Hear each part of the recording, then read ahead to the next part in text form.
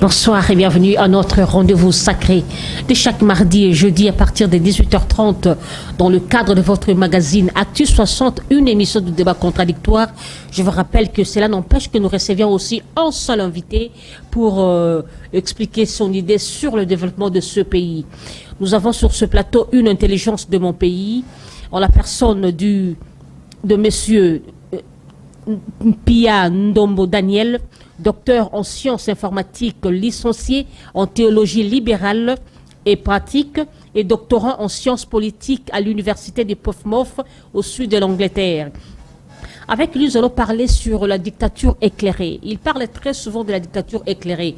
Aujourd'hui, nous le recevons sur ce plateau pour que nous parlons. D'abord, il va nous expliquer c'est quoi la dictature éclairée et puis face à la situation politique de ce pays ou encore face au peuple d'abord. Mesdames et messieurs, bonsoir. Professeur Daniel Pia Losako. Losako. Vous allez bien? Je vais très bien. Je rappelle que vous êtes notable de l'Équateur, l'un des notables de l'Équateur. Oui, je suis de l'Équateur. Somi Abamongo. Oh, yes. Ouais, je suis de l'Équateur. Je suis Ekonda. Ekonda. Ouais. Et voilà. Vous êtes l'auteur de, je ne sais pas, un slogan, cette phrase que vous disiez souvent, la dictature éclairée. C'est quoi la dictature éclairée? Vous insinuez quoi par là?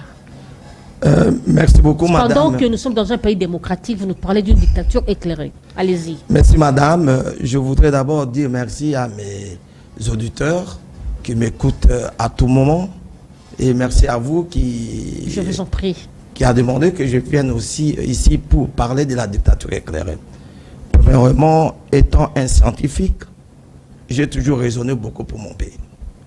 C'est un pays que j'aime beaucoup, que j'appelle ça un pays de Lumumba, un pays de Mobutu, un pays de Kasavubu, un pays de Etienne Tshisekedi, un pays de Kabila le père, je dirais un pays de Kabila le fils, et un pays aussi de notre président Félix Tshilombo.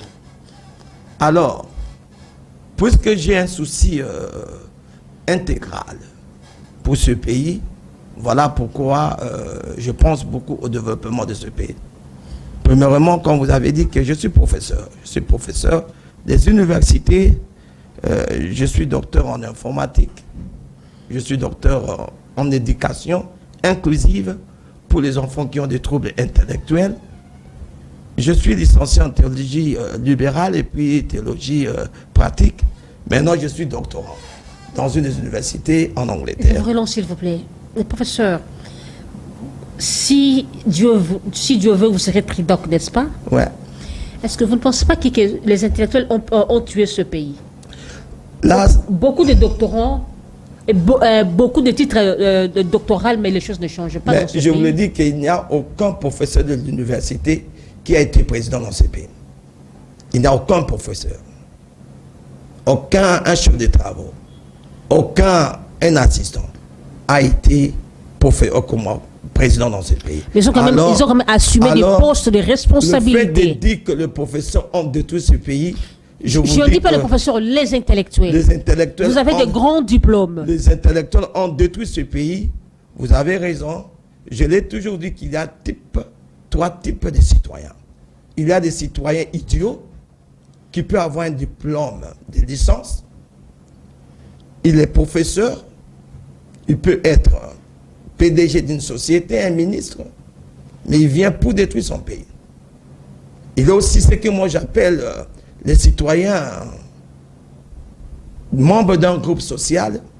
Lui vient seulement au nom de son groupe social. S'il est Mongala, il doit travailler ensemble avec Bangala. S'il est de l'Est, mon Swahili, il doit travailler avec les Swahili. S'il est mon Congo, il travaille avec les Bakongo. S'il est mon Luba, il travaille avec les Baluba. Il est à l'aise quand il travaille avec les membres de son groupe. S'il est catholique, il travaille avec les catholiques. S'il est protestant, il travaille avec les protestants. Alors, ce sont des citoyens qui sont très dangereux. Ils peuvent détruire le pays. Mais ce pays a besoin d'un citoyen éclairé. Un citoyen qui est derrière la méritocratie. Il ne regarde pas si tu viens de quelle région, de quelle tribu, ainsi de suite. Revenons à notre mouton. Allez-y. Tu m'as posé la question sur la dictature éclairée. Je voudrais d'abord demander à mes auditeurs, peut-être vous allez voir que je peux dire le au lieu de là. Je suis trop anglophone que francophone. Mais peu importe, le français c'est ma langue. J'ai fait mes études ici au Congo, depuis l'école maternelle jusqu'au niveau de l'université, à l'Unikin, jusqu'en premier graduat, et à Lumumbashi.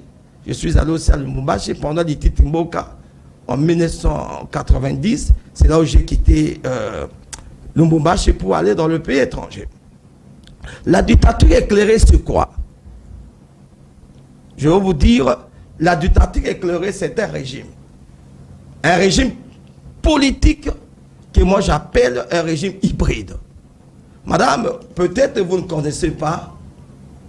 Dans ce régime, nous allons prendre les aspects positifs de la démocratie. Mais je ne crois pas à la démocratie dans son totalité pour construire un pays. Il n'y a aucun pays du monde qui a été construit par la démocratie. Aucun. Même les États-Unis d'Amérique n'a jamais été construit par la démocratie. La démocratie, c'est une phase finale. Après avoir développé votre pays et vous pratiquez la démocratie. Alors, je crois à la démocratie seulement dans un seul aspect.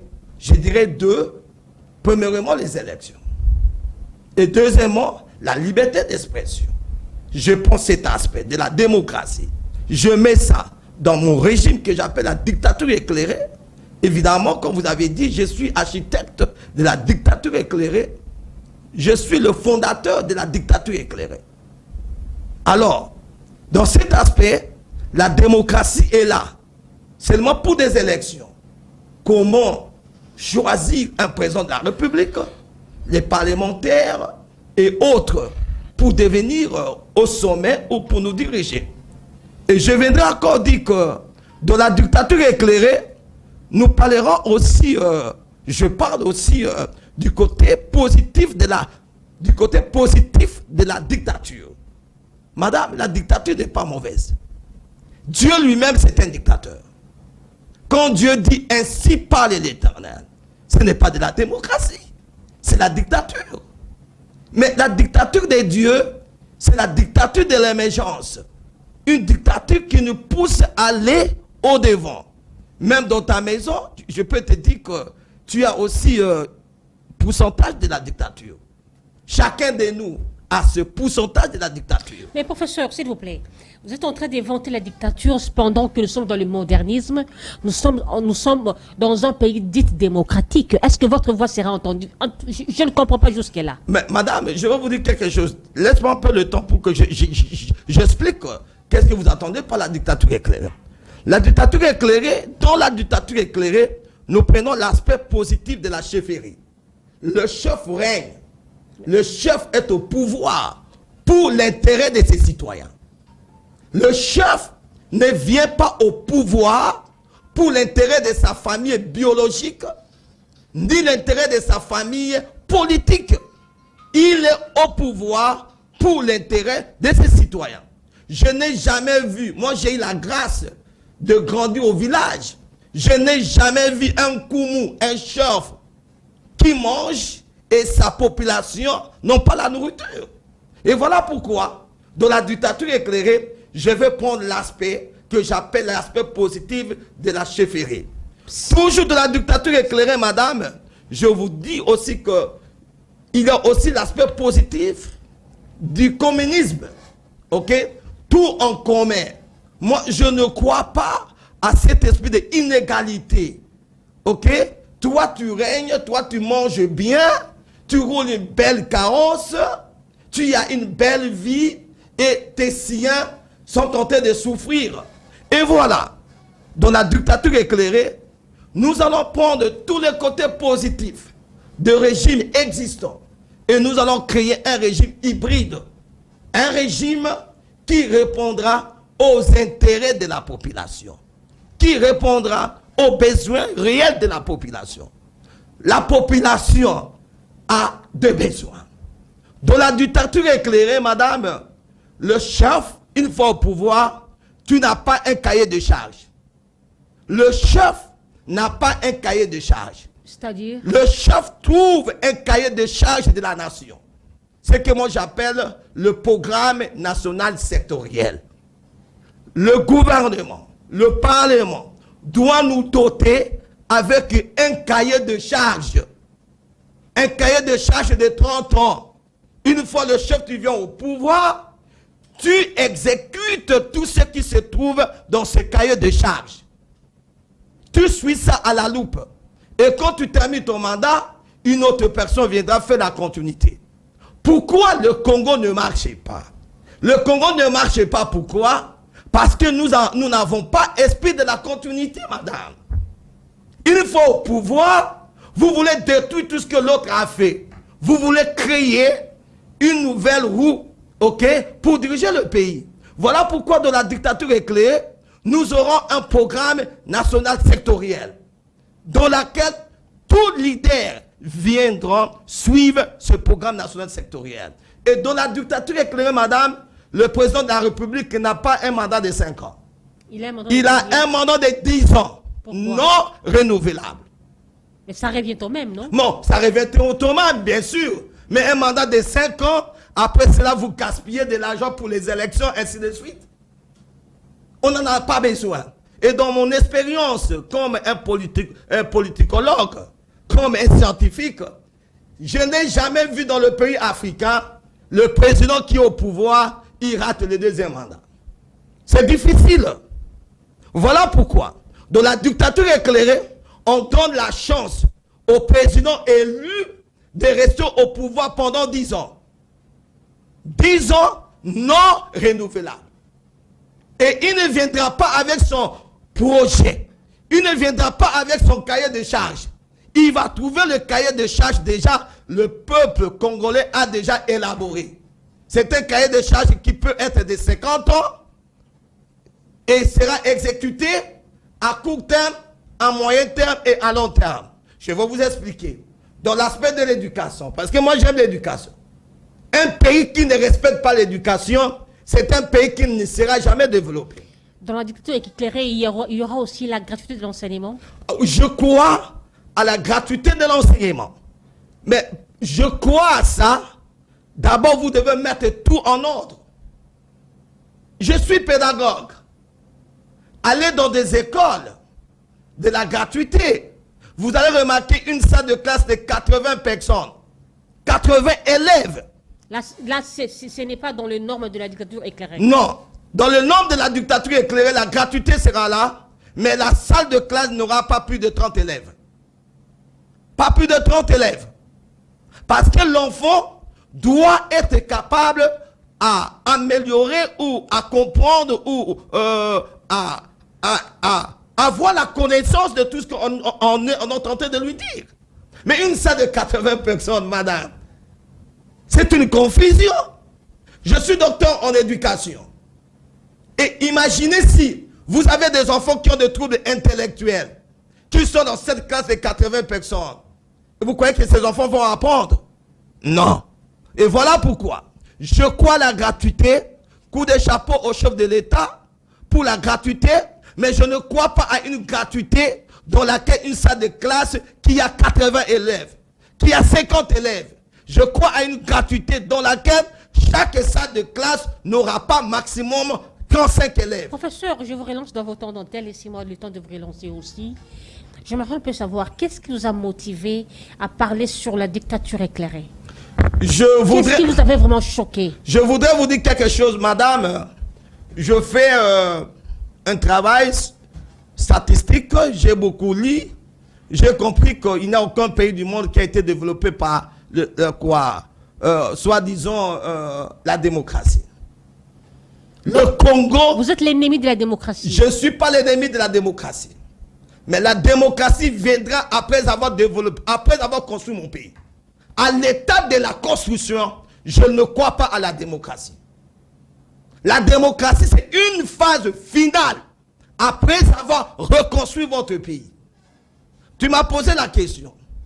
Qu'est-ce qui m'a animé de parler sur la dictature éclairée?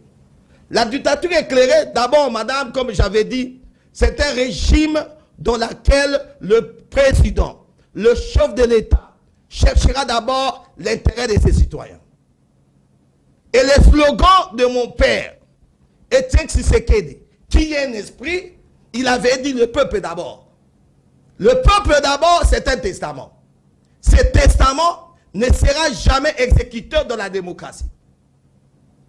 Pour construire le peuple, pour construire notre pays, la démocratie ne pourra jamais construire le pays. Mais professeur Ndombompia Daniel, mais nous voyons toujours lors des campagnes électorales, les candidats à la présidentielle viennent toujours avec le seul langage que nous cherchons l'intérêt du peuple. Madame, vous avez raison. Vous avez raison. Et voilà pourquoi, dans la dictature éclairée, le peuple va choisir une personne, deux personnes qui viendront chercher l'intérêt du peuple. Ce slogan, le peuple d'abord, c'est un slogan, mais c'est une réalité, c'est un testament. Pour que ce testament soit mis en exécution, il faut qu'on applique la dictature éclairée dans ce pays pour reconstruire le pays de nos ancêtres. La démocratie au pays, au Congo, je voudrais vous dire que c'est le désordre capital. Un désordre capital. Le chef de l'État doit demander la permission pour faire quelque chose. Et je sais, le Parlement est là, bien sûr. Mais aux États-Unis d'Amérique, il y a aussi le veto. Une fois président, vous avez un mot à dire. Le président de la République a la vision du pays, a la révélation du pays. C'est le mandateur, c'est une personne que Dieu a mandatée pour diriger le pays. Mais et voilà pourquoi, dans la dictature éclairée, le peuple lui-même va élaborer un programme national sectoriel dans lequel le président va suivre. Comment ça se passera, cette élaboration-là du programme sectoriel? Ben, je demande au Parlement. Parce que nous avons la Constitution que moi je ne crois pas jusqu'à aujourd'hui. La Constitution de notre pays. Vous n'y croyez pas? Je n'ai jamais cru parce que ce n'est pas la nôtre. La Constitution, c'est un document juridique pour répondre aux besoins réels d'un pays. La nôtre ici, c'est une Constitution ramassée en France. Dans le temps de Charles de Gaulle, ils nous ont amené ici copie-coller. S'il y a quelques modifications dans notre Constitution, c'est pour les intérêts des gens. Non pas pour les intérêts du peuple. Et voilà pourquoi, dans la dictature éclairée, nous allons faire le tabula rasa. Premièrement, dans la Constitution. Notre Constitution, jusqu'à aujourd'hui, ne répond pas aux besoins réels de notre pays. Mais professeur Daniel, par rapport à notre régime, le président de la République n'est pas redevable au Parlement. Alors par rapport à la dictature éclairée, ça se passera comment? Il sera redevable au Parlement? Dans la dictature éclairée, le Parlement sera là. Ok? Le Parlement sera là et le président de la République, il est le garant de la nation. Ok? C'est le garant de la nation. Le président de la République, s'il commet une erreur, ok, il sera redevable au Parlement. Et voilà pourquoi au Parlement, nous n'allons pas voter des citoyens que j'appelle idiots. Un citoyen idiot n'est pas un citoyen imbécile. Ce n'est pas trop fort ça. Non, ça c'est... Un propos grossier. Non, non, ça c'est ce que les Grecs disent. Ce n'est pas moi, je suis un scientifique. Je fais seulement répéter ce que le peuple grec dit. Le grec dit ceci. Un citoyen idiot n'est pas un citoyen imbécile. C'est un citoyen très intelligent. Très intelligent. Comment ça? Mais... Un idiot peut être non, un idiot n'est pas un imbécile. Ok, madame? C'est quelqu'un qui est très intelligent, mais il ne vient pas pour construire le pays. Il vient pour détruire son pays. Dans le Parlement, nous serons les gens qui viendront pour construire le pays. Dans le Parlement, nous chercherons des gens, nous voterons les gens qui seront le représentant du peuple. Je vous prends mon professeur Daniel Pia. Vous dites un idiot, c'est un homme, une personne intelligente, mais qui ne vit pas pour améliorer la situation du pays. L'idiotie, c'est partout, madame. Attendez. J'arrive, donne-moi une question. Laissez-moi vous relancer, okay, professeur. C'est mon travail de vous relancer. Ok. Comment jugez-vous entre Félix Tshisekedi et Joseph Kabila, le régime ancien, entre les deux? Je n'ai jamais jugé un président de la République dans ma vie. Un président de la République, c'est l'empreinte des dieux. dans une nation. Vous parlez sur la gestion de la chose publique du président de la République, n'est-ce pas? J'arrive. Ou encore, vous avez peur de parler? Madame, je vous l'ai dit, on ne juge pas un chef. Ah bon? Mais un chef, on lui prodigue des conseils. C'est ça, dans la dictature éclairée, c'est Dans comme ça. la dictature éclairée, ok? Le chef sera conseillé par des gens qui le respectent, mais pas par les gens qui le craignent. Beaucoup de gens craignent de personnes. Si je te crains aujourd'hui, madame, devant ta face, je ne te dirai pas la vérité. Mais lorsque vous parlez d'une personne, un idiot, une personne intelligente, mais qui ne vient pas pour arranger les choses, n'est-ce pas, vous parlez d'un chef de l'État? Je ne parle pas du chef de l'État. Je parle de tout le monde. Je parle même le chef de la rue.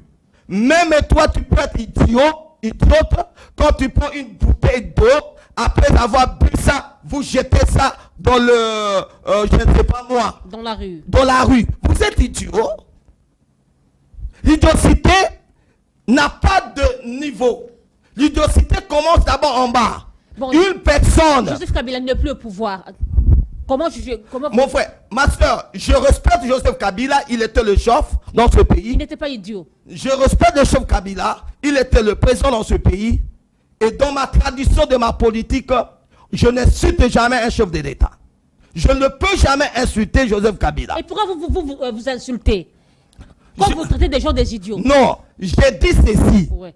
Selon la tradition grecque, je fais une référence dans la tradition grecque.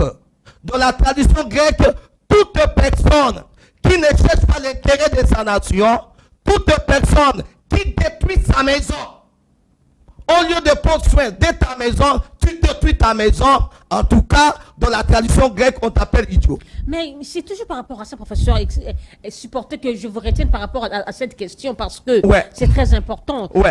C'est toujours par rapport à la tradition grecque. Joseph Kabila est accusé d'avoir détruit ces pays. Donc, est-il un idiot, oui ou non? Je ne dirai pas. Je ne dirai pas, et ça ne peut jamais sortir de ma bouche. Parce que... Alors le maréchal Mobutu? Je ne dirai pas. On n'insulte pas un papa.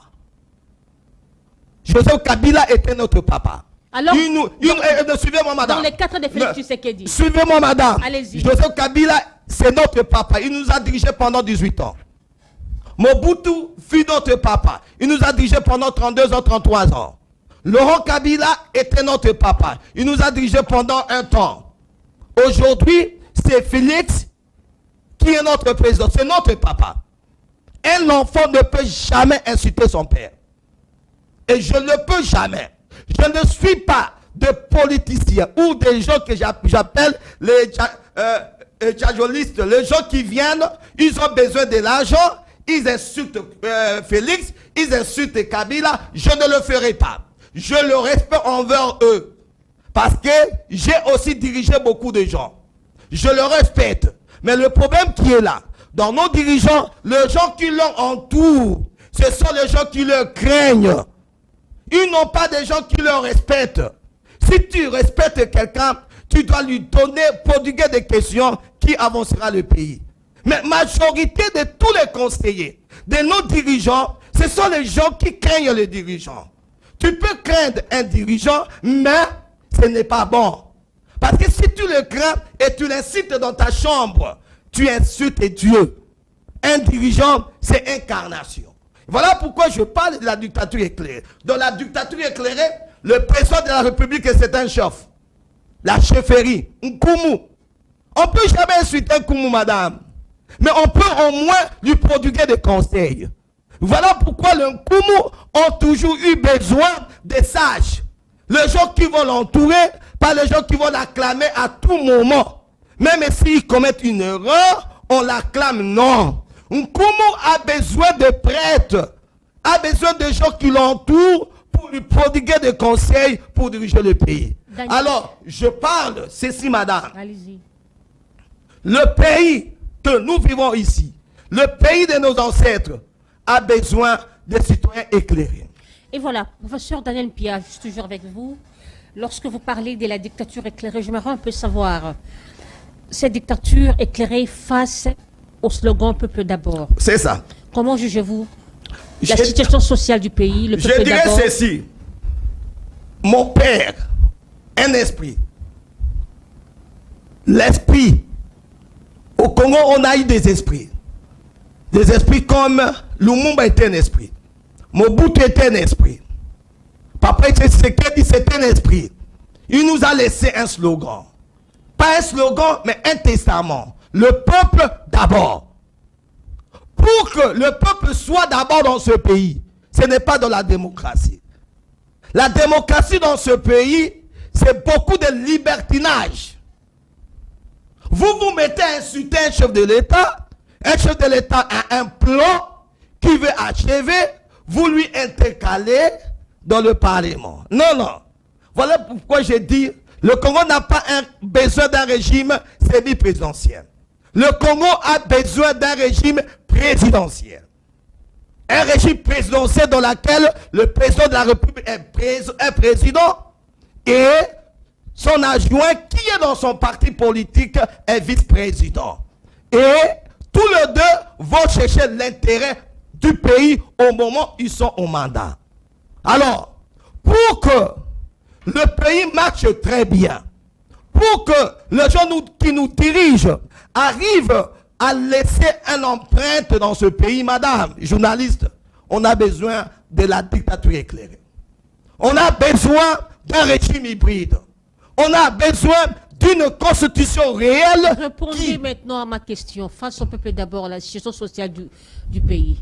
Pour le moment, comment nuancer ça? Pour le moment, la situation est un peu médiocre. Ok, madame. Et médiocre ou un peu médiocre? Non, je veux vous dire. Clair. Non, je vous dis sincèrement, moi je suis un analyste politique. Je vous ai dit que on reconnaît un chef par rapport à ces sujets, aux conditions de vie de ces sujets. Ok? Et voilà pourquoi dans la dictature éclairée, nous allons juger un chef par rapport aux conditions de vie de ses citoyens. Les citoyens souffrent, ce qui est évident. Les citoyens souffrent maintenant. Mais, ce que j'ai toujours dit, un président de la République ne peut pas résoudre tous les problèmes d'une nation pendant 5 ans. Et voilà pourquoi je leur propose un programme national sectoriel de 50 ans. Celui qui viendra au pouvoir dans l'aspect de l'économie, dans l'aspect du social. Il y a déjà des éléments qui seront déjà écrits dans ce programme national sectoriel. Dans 10 ans, nous voulons que tu fasses ABCD dans l'aspect du social.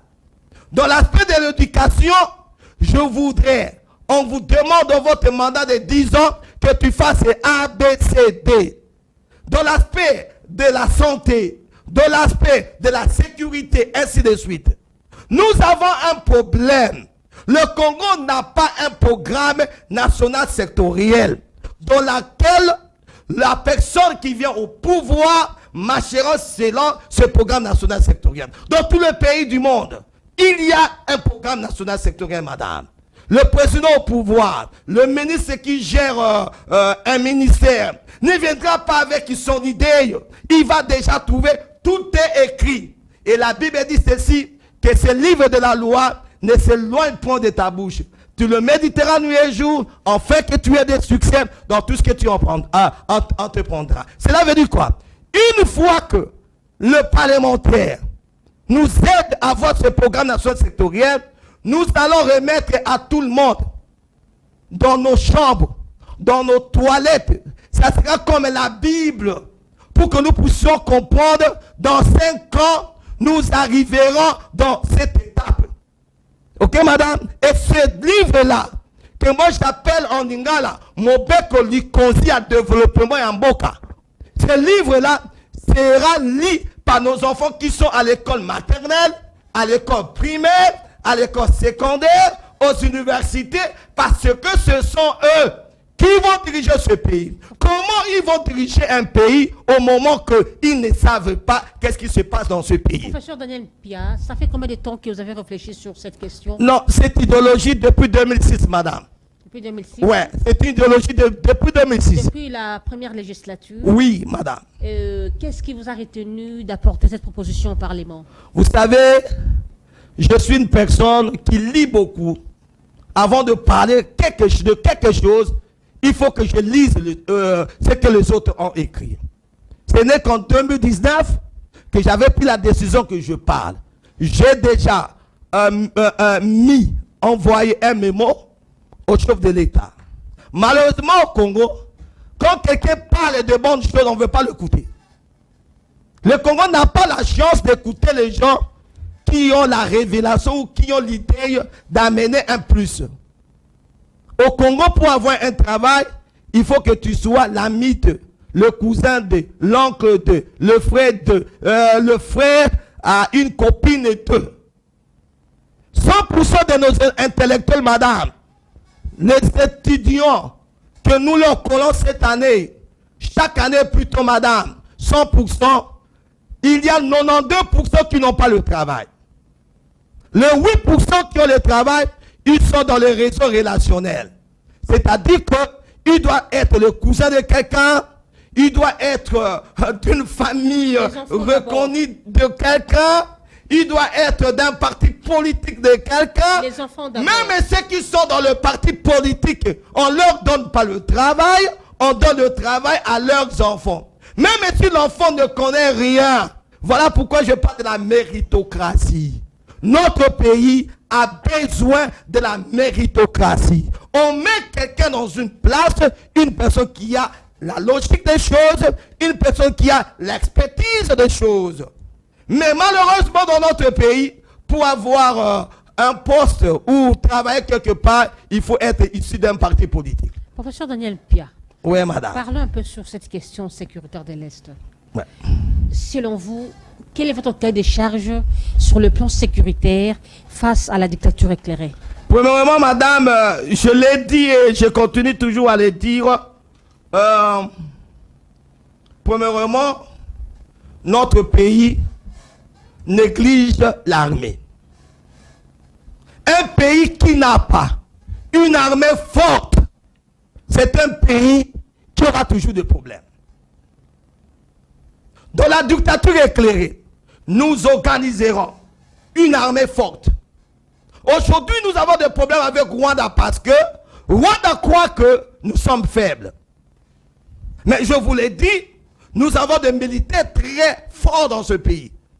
Mais malheureusement, nos militaires qui sont dans ce pays, les généraux qui nous occupent de ce pays ne sont pas des Congolais, comme avait dit mon grand frère Maté Faoulou.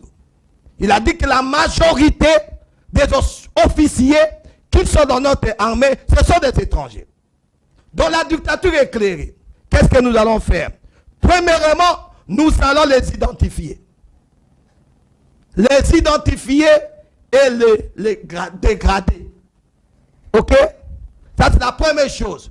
La deuxième chose, nous allons former nos propres enfants. Congo a plus de 100 millions de gens. Nous pouvons avoir même l'armée, madame, vous serez étonnée, même l'armée de 22 millions. Si nous voulons. Mais le problème qui est là, madame, dans notre armée, il n'y a pas une bonne logistique.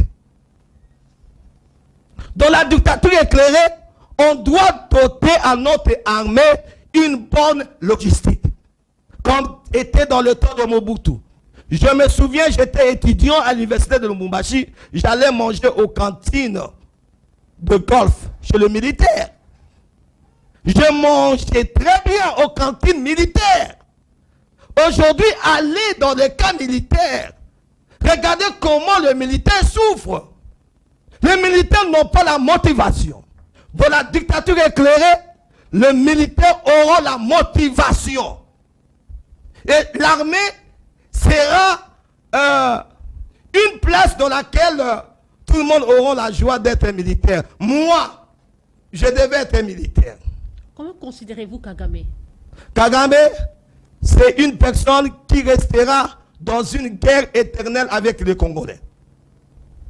Et alors, dans la dictature éclairée, vous allez aussi accepter qu'on puisse signer un partenariat, un contrat de nos raffineries minières Je vous l'ai dit, dans la dictature éclairée, tout contrat sera signé par le Congolais. Madame, j'ai été choqué. Toutes les banques que vous voyez ici ne sont pas les banques congolaises. Ce sont des étrangers. Alors nous, les Congolais, nous n'avons pas la possibilité de créer une banque.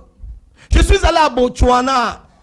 Botswana, c'est un petit pays. Le gouvernement donne de l'argent aux jeunes. Il leur donne des projets. J'ai dit beaucoup d'argent pour qu'ils puissent avoir des projets et amener le développement dans leur pays. Dans la dictature éclairée, Kagame reste l'ennemi des Congolais. Et un ennemi éternel. Je ne dis pas des Rwandais. Je parle de Kagame. Est-ce que vous m'écoutez très bien, madame? Kagame, pour moi, c'est Hitler. Mais il est représenté, le Rwanda, c'est un pays qui a un dirigeant qui représente son pays, c'est Paul Kagame. Mais la RDC a eu quand même le courage de signer un contrat de l'exploitation de nos minéraux avec Kagame. Madame, je vais vous dire quelque chose. Ça, c'était le passé. Vous, en tant que dictateur éclairé, est-ce que vous aviez eu à dénoncer ça? Moi, je vous l'ai dit, je l'ai toujours dit. Suivez mes émissions. Je l'ai toujours dit que Kagame, c'est l'ennemi des Congolais. On ne peut pas signer un contrat avec un ennemi. Un ennemi, même s'il devient un ange, faites attention avec cet ange-là. Mais le chef de l'État l'avait appelé frère, non? Bon, écoutez-moi. Ils ont des relations d'amis, non? Depuis quand non. Ça, c'est leur problème. Mais moi, je parle de la nation congolaise. Tout Congolais qui réfléchit comme moi, qui a le sang chaud comme moi, ne peut jamais accepter qu'on signe même une ligne du contrat avec Kagame. Jamais, madame. Kagame, c'est l'ennemi des Congolais. Dans le temps de Mobutu, si c'était ça qui était là, on allait terminer Rwanda dans 1 heure du temps et on devrait effacer Rwanda dans la carte de pays qui sont dans l'Afrique. Et nous sommes là, le temps viendra. Si Kagame n'abandonne pas ce qu'il est en train de faire, je vous rassure, madame, il y aura certaines personnes qui viendront neutraliser Rwanda. Professeur, très souvent, lorsque vous n'êtes pas dans les affaires, vous avez de belles paroles, de beaux discours, de longs français, et surtout que bientôt vous serez tridogue. Est-ce que vous ne voulez pas que demain, arriver à la gestion de la République, ça serait le contraire? Madame... Parce que hier, ils étaient opposants, aujourd'hui au pouvoir, les gens pleurent. Hein? Madame, je vais vous dire quelque chose. Les gens qui me connaissent, il faut leur demander. Il faut prendre le courage de demander qu'est-ce que vous attendez par le professeur Daniel Pia. Je suis l'ami du peuple. Moi, ma vie est consacrée et sera consacrée pour le peuple congolais. Arrivé au pantoufle du pouvoir. Je vous l'ai dit. Vous allez raisonner toujours. Madame, je raisonne toujours la même chose. Les gens qui me connaissent en Europe comme en Afrique. Quand vous aurez la CENI, madame, la Cour constitutionnelle entre vos mains, vous allez raisonner madame, ainsi. Je vous l'ai dit. Allez-y. Moi, je vais satisfaire le peuple congolais et je vais accomplir la vision de mon père spirituel qui est papa et Tshisekedi wa Mulumba qui a dit le peuple d'abord. Moi, c'est le peuple congolais. Dans ma tête ici, je réfléchis que le peuple congolais. Dans mon cerveau, il n'y a que le peuple congolais. Qu'avez-vous déjà fait pour ce peuple-là que vous vantez fort ici sur mon plateau? Madame, je vais vous dire quelque chose. Avec le peu que j'ai, j'aide les gens. Avec le peu que j'ai, je paie le minerval pour les étudiants. Avec le peu que j'ai, je contribue pour beaucoup de gens. Je donne même des bourses aux gens. Avec le peu que j'ai, qui ne sont pas de ma famille. Pour moi, je n'ai pas une famille. Ma famille, c'est la famille qui cherche l'intérêt du peuple congolais. Ma famille, c'est la famille qui cherche l'intérêt de cette nation. C'est ma famille. Je n'ai pas de tribu. Vous serez étonnés. Mais je suis mon gars là. Mais j'ai une femme, Louba. Pour moi, les tribus ne me disent rien. Pour moi, les histoires d'ethnie ne me disent rien. Pour moi, c'est le peuple congolais. Je suis l'incarnation de Marisha dans un aspect. La paix au pays. Dans le temps de Marisha, on n'avait pas de division. On n'avait pas de séparation. Et j'ai suivi son slogan, il a dit, Papa Bo, moko. Mamabo, moko. Ekolobo, moko. Mokozibo, moko. Mongala, Mokongo, Moluba, Azate. Maintenant, tout ce que nous vivons aujourd'hui, c'est le contraire. Et je reviens. Et je vous l'ai dit, une fois au pouvoir, moi, Mpia Ndombo, je vais ramener le peuple congolais pour qu'il soit un. Chercher la paix dans notre pays. Premièrement, la paix dans notre pays viendra d'abord de l'armée. Je ne peux jamais négliger l'armée. Je ne peux jamais. J'ai suivi le budget de ces pays. On m'a dit qu'on a doté 2 milliards aux militaires, à l'armée. Moi, j'ai dit, ça ne peut pas se faire. Avec la situation que nous avons maintenant au pays, on doit doter au moins 20% de notre budget à notre armée congolaise. On doit motiver les jeunes gens, des licenciés qui n'ont pas de travail. Aujourd'hui, si vous payez un licencié 1 million, 500 pour aller à l'armée, madame, je vais vous dire qu'ils iront en nombreux. Comment tu vas dire que Nakowa pond à écolo et on vous paye des salaires maigres? Non! Voilà pourquoi, dans la dictature éclairée, l'armée, c'est dans ma première vision. D'abord l'armée. Sécuriser mon pays. Sécuriser le bien de ce pays. Pour mieux sécuriser ça, il faut que nous puissions avoir une armée forte. Et deuxièmement, l'éducation. Un pays qui n'a pas une bonne éducation, madame, n'ira jamais au développement. Et oui, il y a l'économie qui est là, le social qui est là, et la santé. Je bénis Dieu. Avec l'idée du président de la République, auparavant c'était un peu bizarre dans ce pays, les gens voulaient comme ils voulaient. Et je l'ai toujours dit, pour que le président de la République laisse un empreinte dans ce pays, il doit appliquer la dictature éclairée. Tout président qui viendra dans ce pays, s'il veut laisser un nom dans ce pays, un développement, une bonne construction dans ce pays, ils doivent appliquer la dictature éclairée pour l'intérêt des citoyens. Ce n'est pas pour détruire les citoyens, mais pour chercher l'intérêt des citoyens. Professeur Daniel Mpia, l'homme de la dictature éclairée, vous avez suivi la calendrier électorale?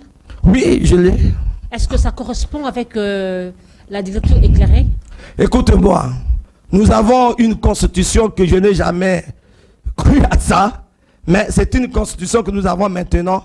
Nous aurons des élections.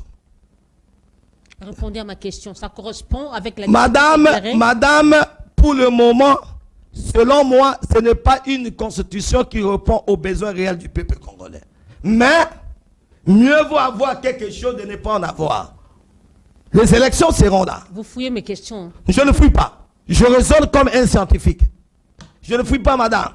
Je n'ai jamais fouillé à une question. Parce que je suis enseignant, je suis intellectuel, je suis un scientifique. Mais je vous dis que la constitution actuelle du pays, je ne crois pas à ça.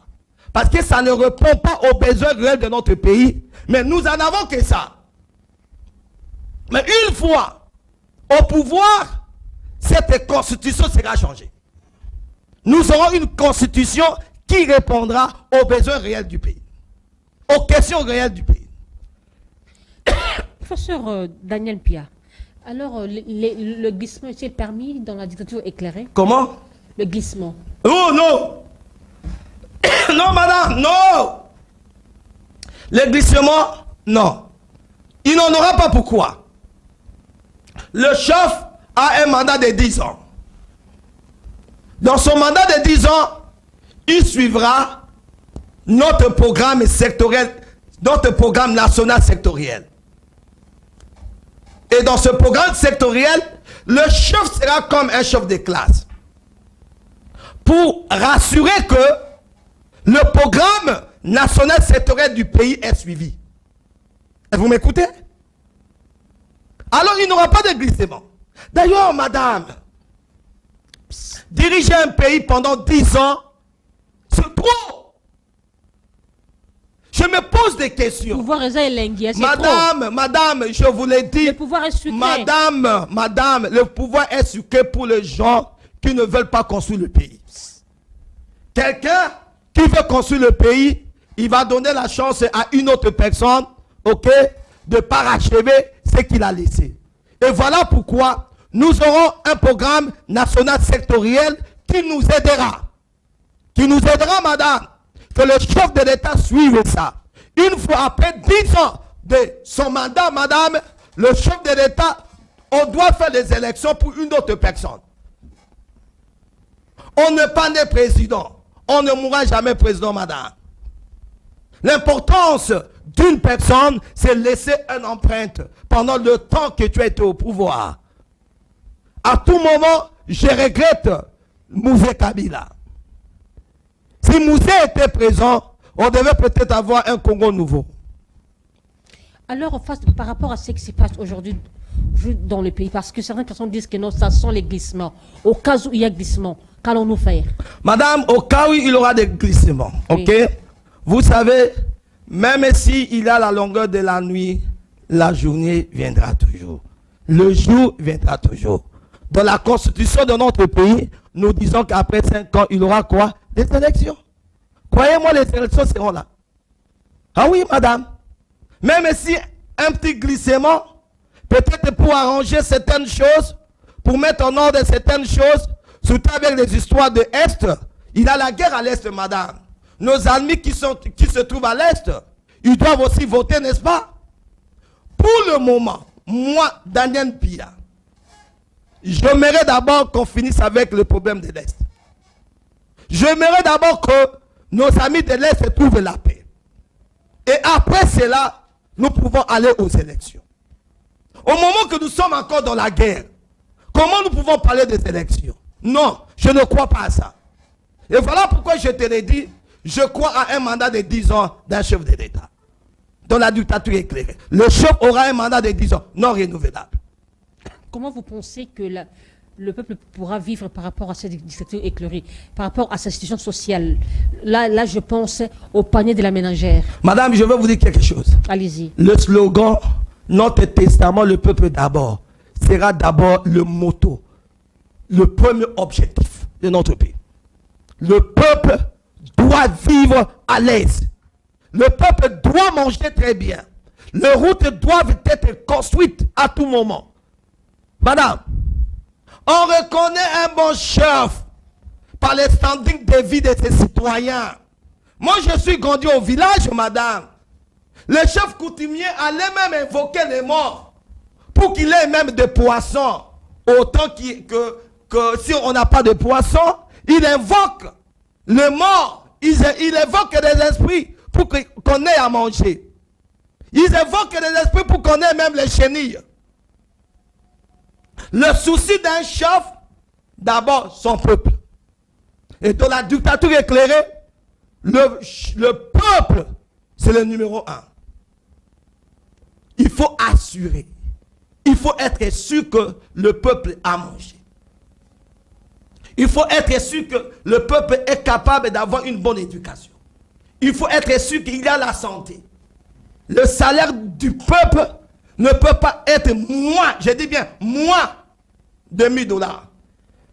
Madame, nous avons beaucoup d'argent dans notre pays. Alors le chef de l'État aura combien? Là, dans la dictature éclairée, Macron a $80 000, 80 000 euros par année. Macron.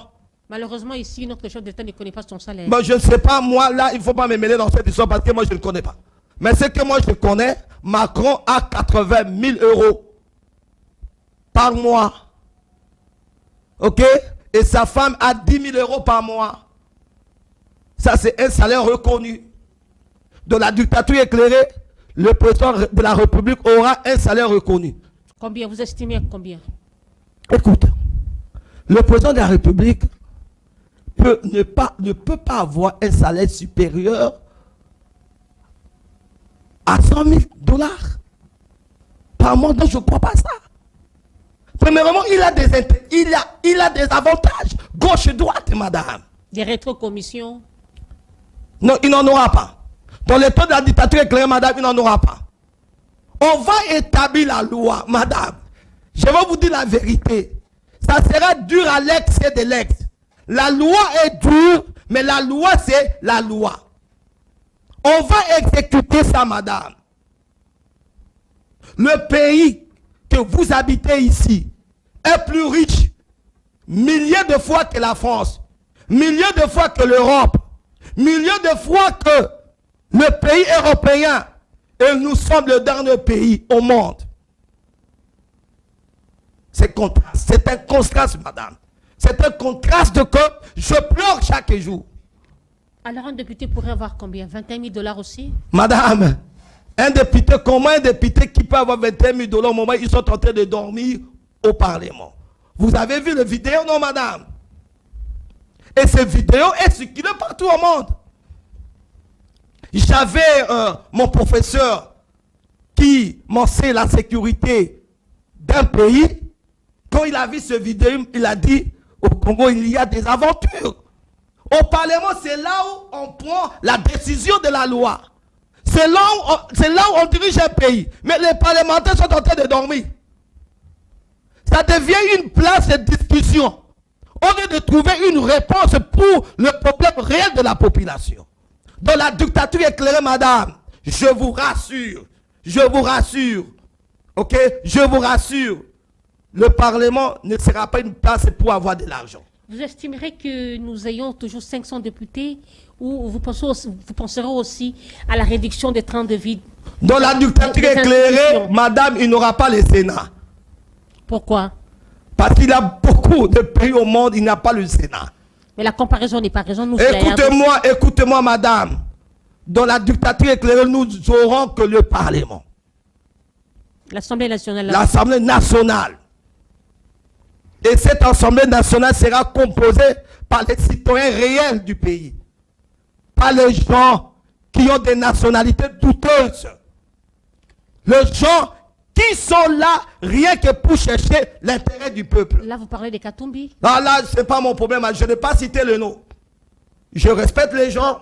Si je suis au plateau, je ne cite jamais le nom. Vous soutenez aussi cette question de la congolité de père et de mère?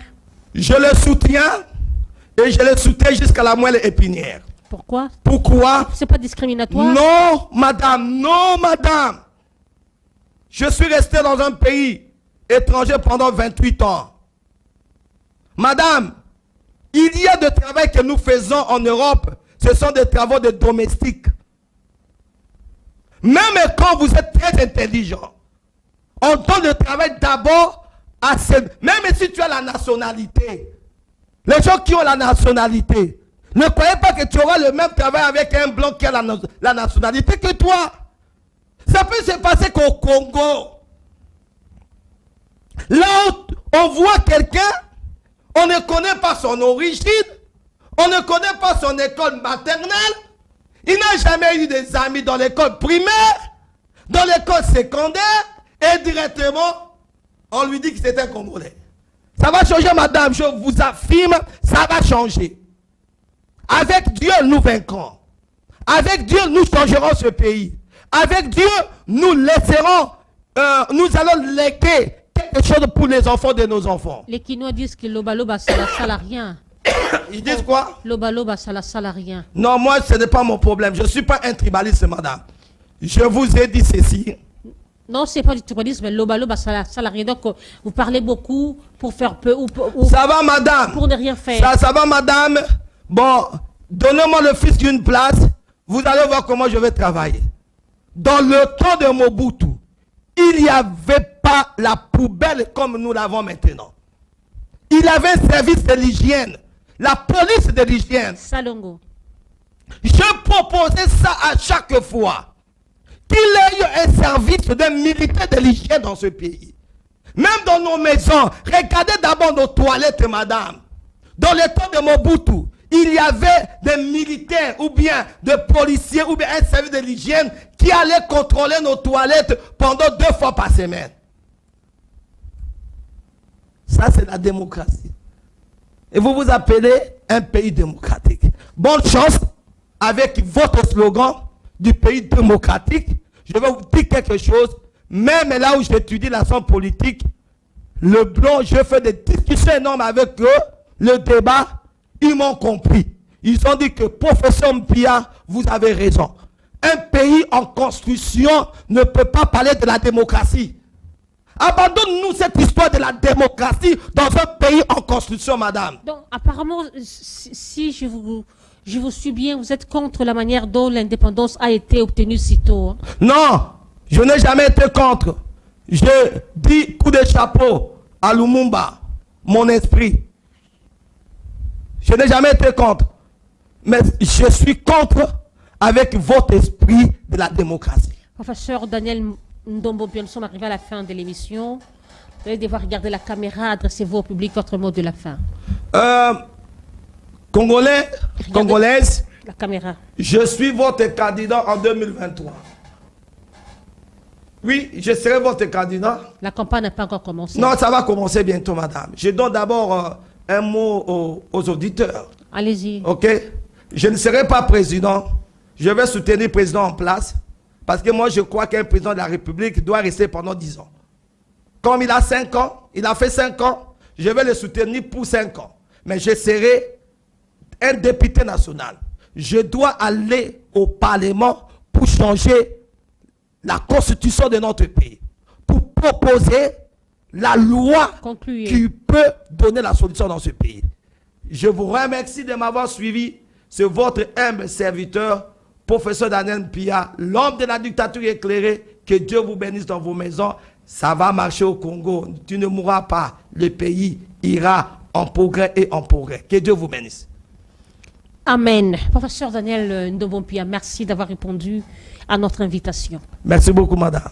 Mesdames et messieurs, c'est la fin de cette émission. Nous vous rappelons que nous recevions pour vous le professeur Ndombo Mpia Daniel. Il est docteur en sciences informatiques, licencié en théologie libérale et pratique et doctorant en sciences politiques à l'université de Portsmouth. Et docteur en éducation, en centre Au d'éducation. sud de l'Angleterre. Diplôme est belé. Il était notre invité sur ce plateau. On a parlé sur la dictature éclairée. Professeur, encore une fois, merci. Je termine cette émission pour dire, je présente joyeux anniversaire à Emani Moloko. Il est le parsec du chef. Emani Moloko, joyeux anniversaire à toi. Que Dieu te bénisse, que Dieu te garde et que tu demeures sous l'abri du Très-Haut. Demeure toujours à côté de M. Patrick Onoya. De gros bisous à toi. Mesdames et messieurs, nous disons merci à Laït Moutonge, merci à Enoch Mbala. Que Dieu bénisse la République démocratique du Congo. Que Dieu bénisse nos FARDC, que Dieu bénisse notre directeur général Mamboucha et que Dieu garde son peuple. Au revoir, Inch'Allah. C'est fini. Comment ça est?